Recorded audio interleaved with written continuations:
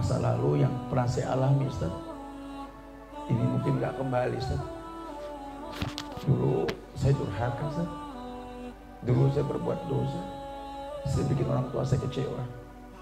Padahal orang tua saya berdoa, Rabbi habli minas shalihin. Saya lahir gak sempurna, Ustaz. Cuma betul lah pepatah mengatakan, kasih orang tua sepanjang jalan, kasih anak sepanjang kala, Ustaz. Ya.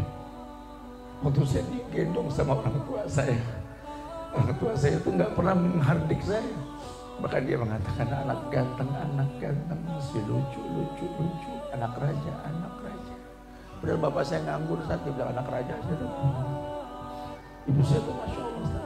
Cuma air susu dibalas air tuba, Ustaz. Lingkungan mendominasi hidup saya, sehingga perlahan saya terbentuk menjadi seorang gangster, Ustaz. Apa yang saya gak rasakan, coba kematian yang saya belum rasakan, Ustaz. Dulu saya pede banget, berani mati. Padahal kalau saya mati dulu, tak kemana Allah letakkan saya. Jangan-jangan lubang kubur saya lubang neraka, bukan lubang surga, Ustaz. Ini yang membuat saya bersyukur, Ustaz. Saya nggak pernah ngayal, Ustaz, kalau bakal demen belajar Quran, Ustaz. Ya Allah, nggak ada dalam agenda hidup saya duduk di pengajian sore-sore, itu nggak ada, Ustaz. Tidur pun saya nggak paham doanya, bangun pun saya nggak ngerti bacanya, Ustaz. Ya Allah, wallahi saya nggak pernah tahu, Ustaz. Tapi sekarang Allah letakkan saya berada di sini, Ustaz, di tengah-tengah teman yang sedang belajar, yang ya Allah, saksi hidup dalam badan ini masih ada, Ustaz. Yang membuat saya bingung, mau Allah ini apa?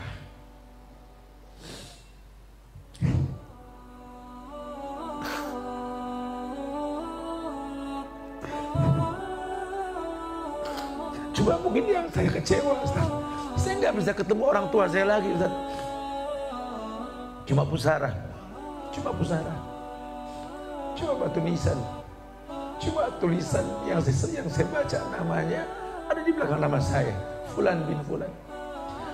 Ya Allah, Ustaz, adakah Islam mengajarkan bagaimana berbakti kepada mereka ketika mereka sudah tidak ada? Demi Allah, sekarang saya punya semuanya, Ustaz. Tapi setelah saya paham waridallah firidal walidain wa sukhtallah fi sukhtil walidain, demi Allah, ya Allah, ambil semua yang kau titipkan padaku, ya Allah, ambil semua usahaku, ambil semua nama besarku, ya Allah, ambil semua yang kau titipkan padaku, ambil, ya Allah. Tapi tolong, ya Allah, jangan pernah kau ambil rasa cinta ini pada kedua orang tuaku, ya Allah. Ini yang membuat hamba bertahan sakit ini, ya Allah. Masihkah ada sesecah cahaya dalam kehidupan yang membimbing hamba untuk menjadi anak yang saleh, anak yang pernah didoakan sama orang tuanya yang sudah meninggal, Rabbi habli minas shalihin. Anak yang pernah bercokol dalam kandungan seorang ibu, yang saya nggak pernah tahu saat itu apa yang dia katakan sambil mengusut perutnya, Rabbi habli minas shalihin. Anak yang dilahirkan dengan kesederhanaan, dibalur dengan doa, Rabbi habli minas shalihin.